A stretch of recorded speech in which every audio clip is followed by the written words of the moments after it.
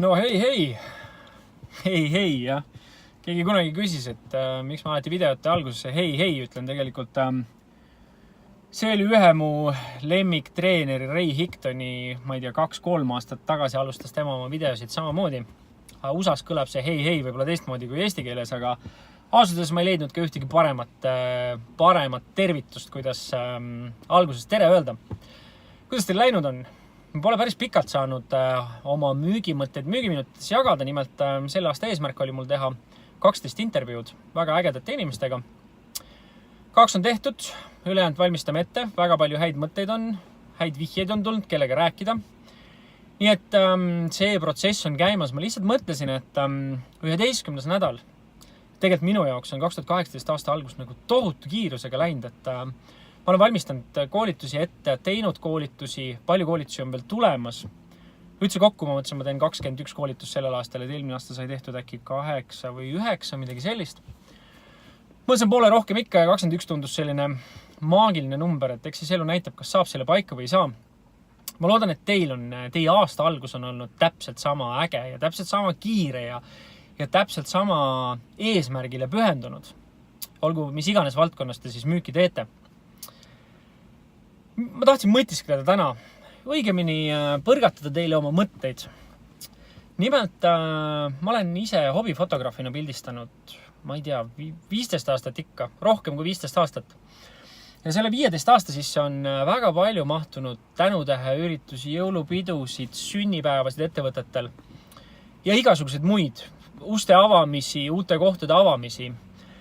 Ja ma sattusin nagu mõtlema selle üle, et tänaste müügiminutite teemaks võiks panna, kes räägib. Ja miks ma sellise teema valisin?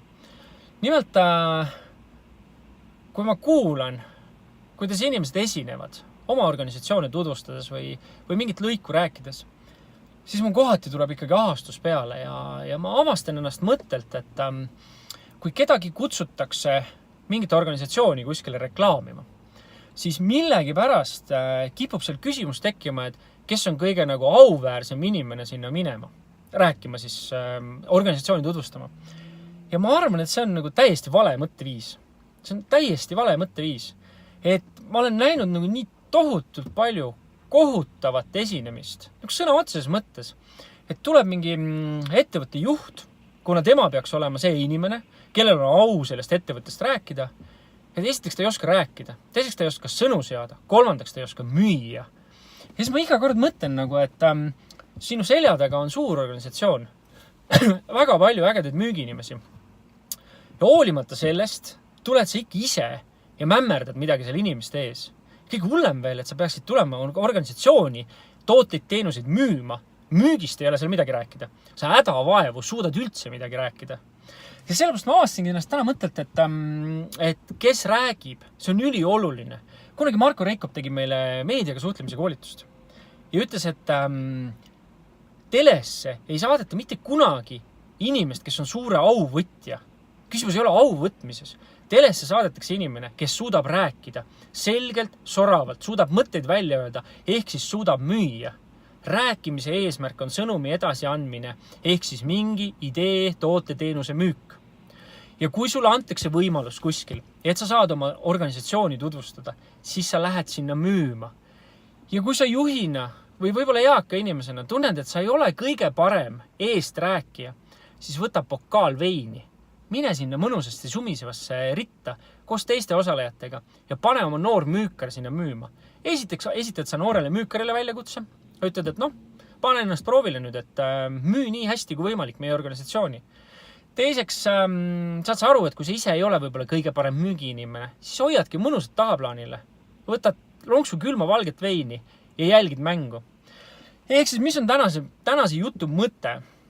Kes räägib? Räägib see, kes rääkida suudab. Mõtet edasi anda. Küsimus ei ole auvõtmises, küsimus ei ole selles, et sina organisatsiooni juhina või ma ei tea omanikuna peaksid rääkima. Ei pea. Rääkima peavad müügiinimesed.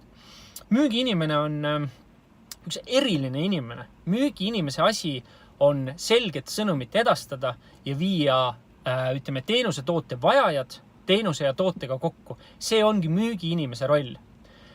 Ehk siis sõbrad, kui sa oled müügiinimene, siis patsuta oma kogenud juhile õla peale ja ütle, kui on vaja nagu organisatsiooni tutvustada, ütle, et mina räägin. Lase mul rääkida. Ole chill lihtsalt ja vaata, kuidas ma räägin. Anna mul pärast tagasisidet. Aeg on uue lehekülje pööramiseks. Ja kui sa oled sa tunned endas ära selle juhi, kes mämmerdab ees, mõhiseb, oma ette ei suuda midagi rääkida, sõnad suust välja ei tule, siis vaata peeglisse.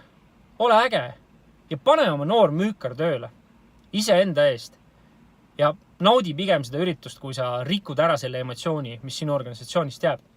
See oligi täna see minu kes räägib mõtteiva.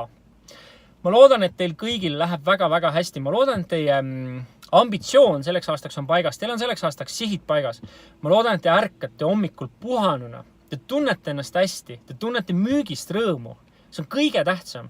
See on kõige olulisem, mida sina enda sisimas tunned. Kui minuga kohtuda tahate, siis Google aitab.